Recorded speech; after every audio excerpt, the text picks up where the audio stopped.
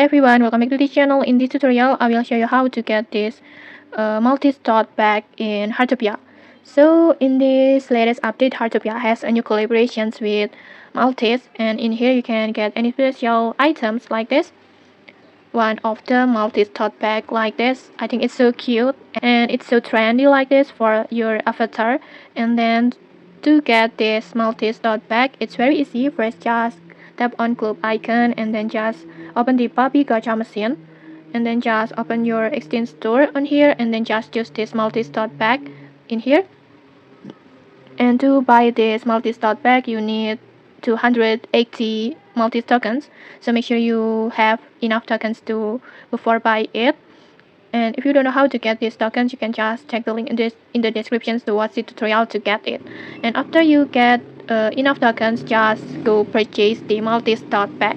And okay, that's it. If you found this helpful, don't forget to like, comment, and subscribe for more tutorials. Thanks for watching and see you.